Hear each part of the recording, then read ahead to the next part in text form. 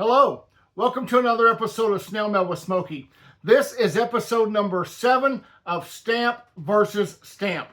This is my monthly collaboration with that dad guy here on YouTube, where together Rob and I challenge ourselves to bring you philately in a fun, entertaining, quirky, and hopefully educational and informative way.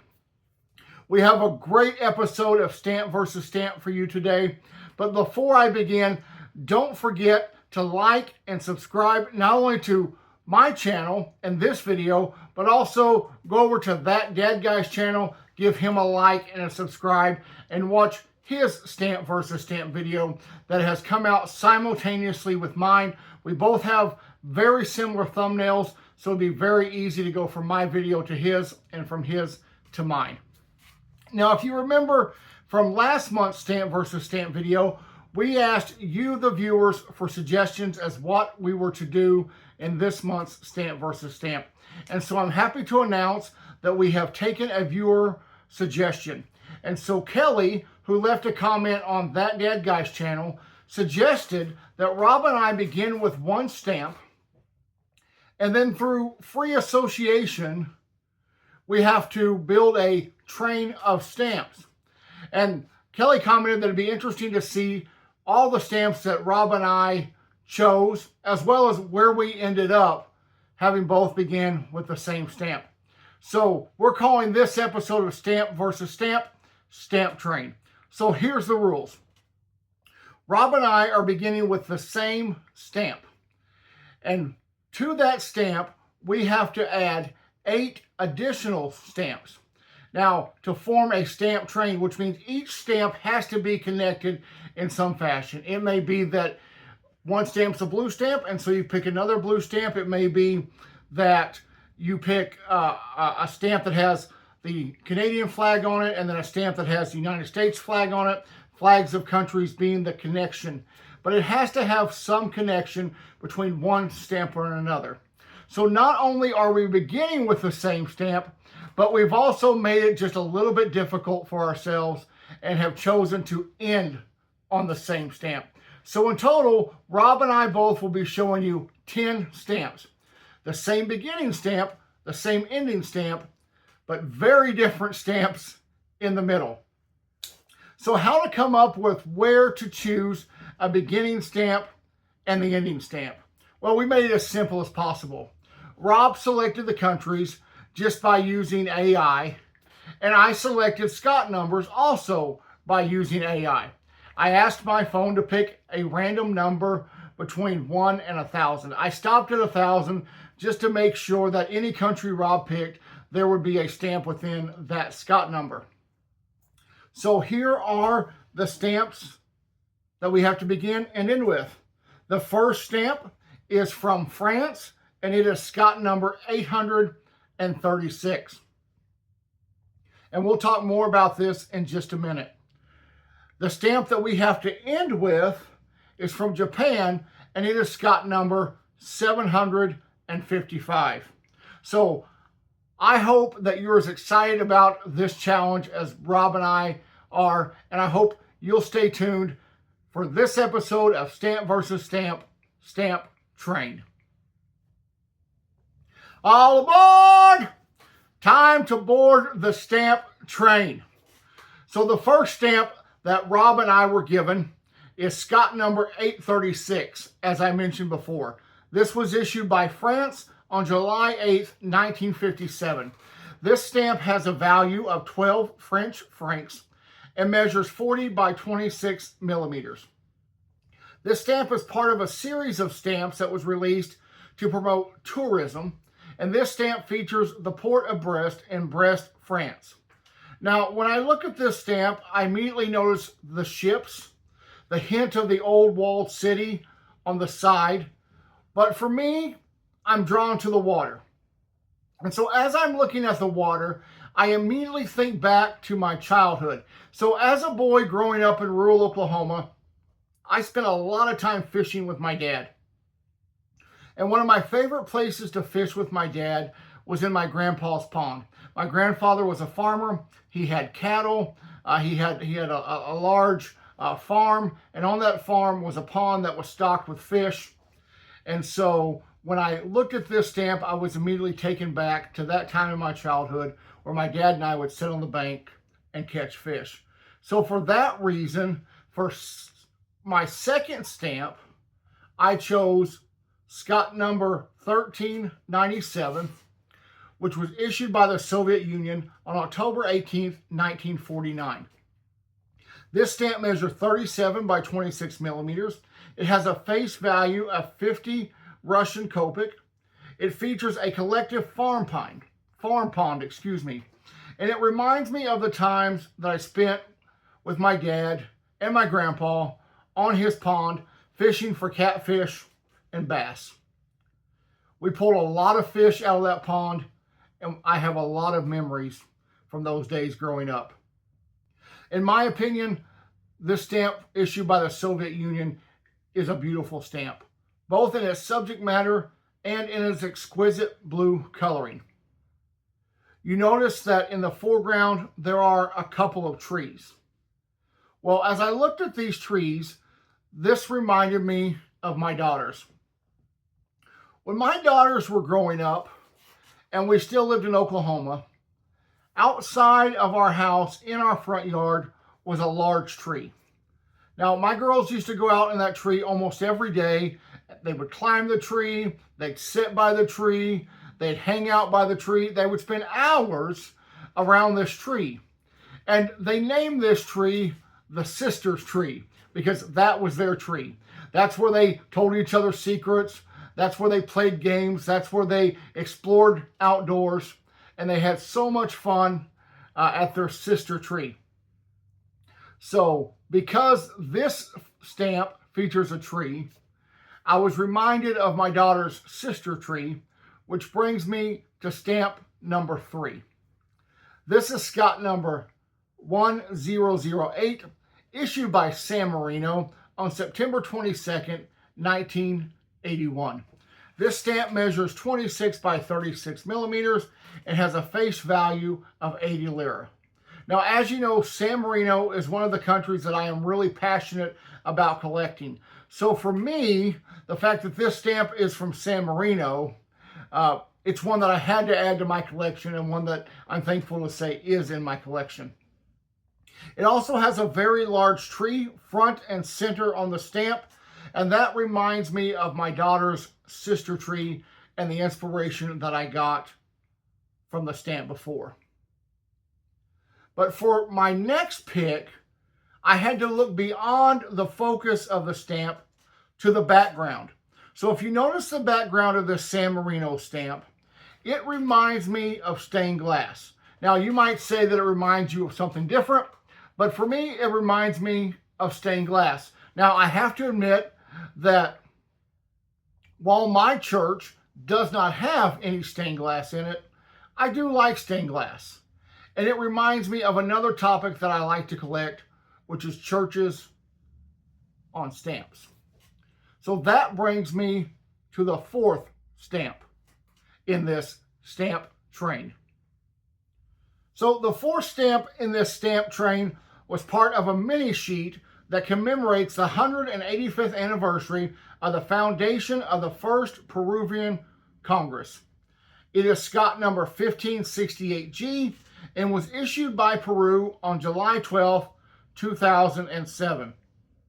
This multicolored stamp measures 30 by 40 millimeters and is titled Homeland Stained Glass.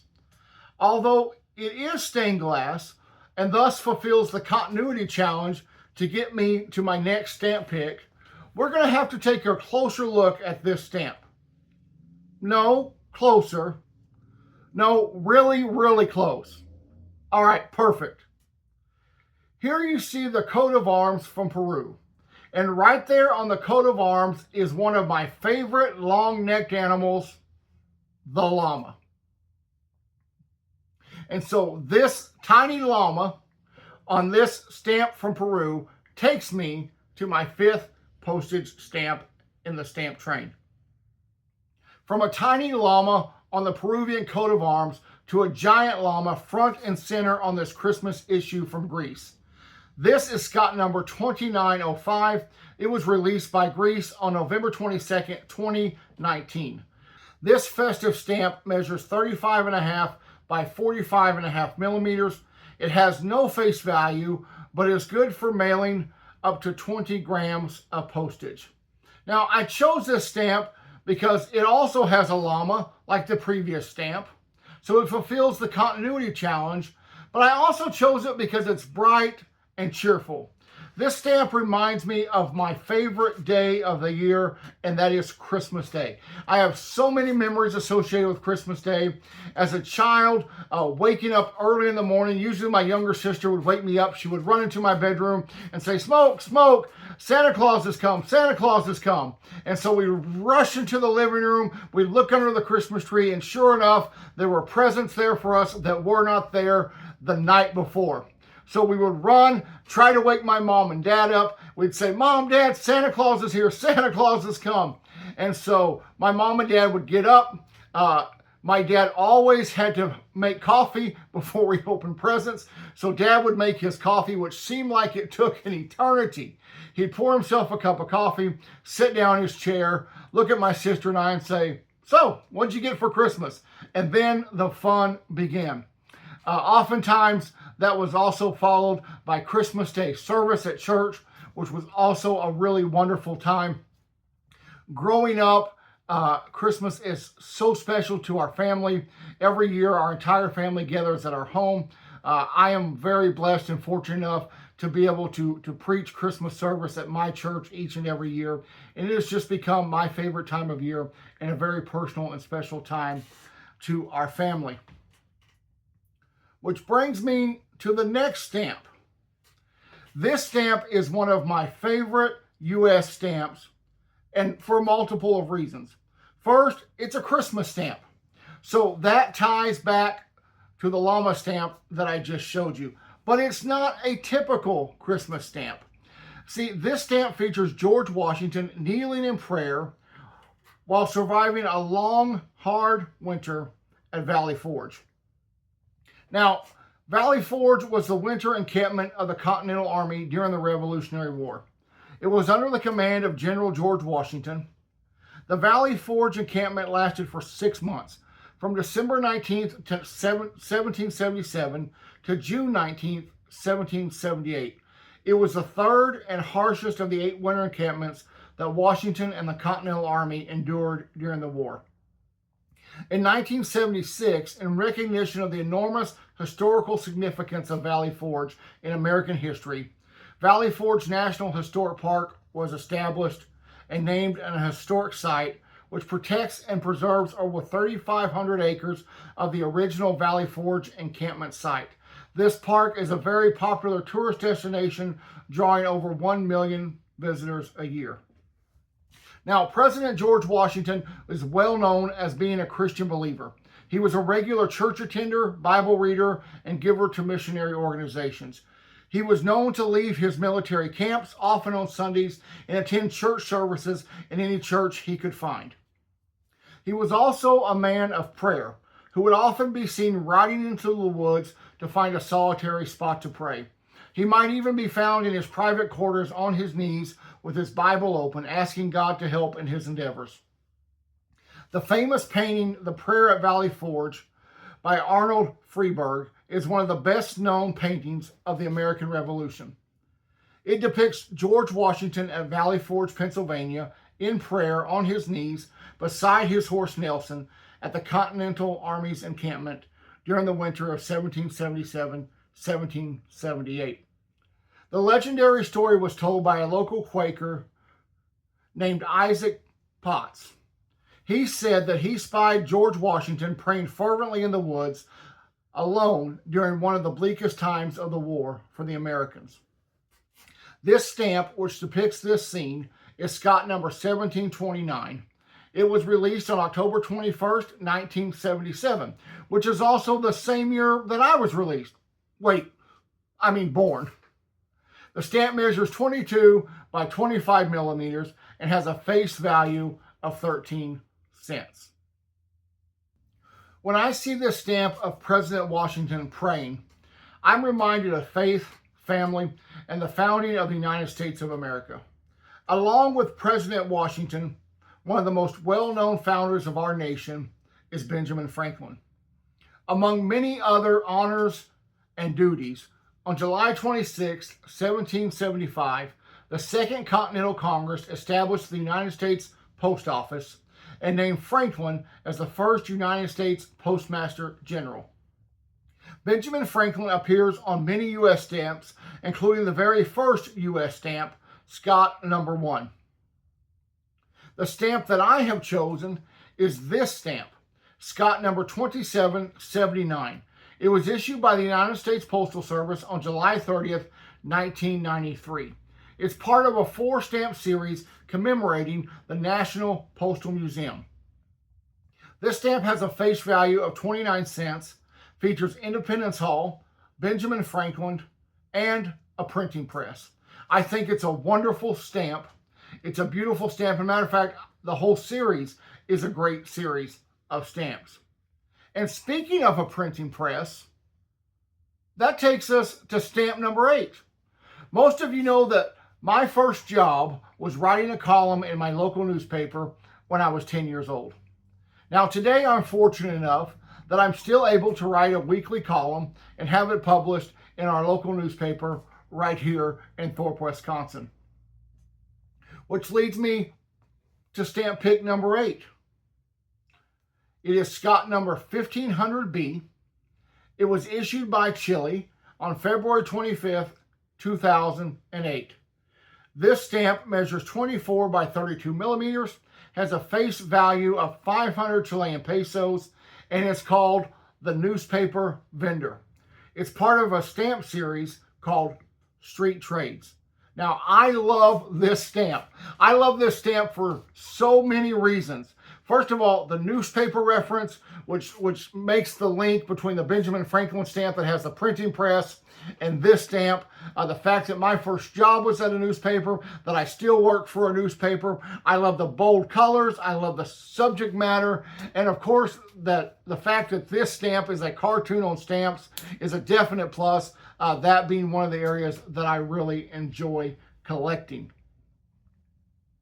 Now, speaking of cartoons on stamps, the 9th stamp that I have chosen is also a cartoon.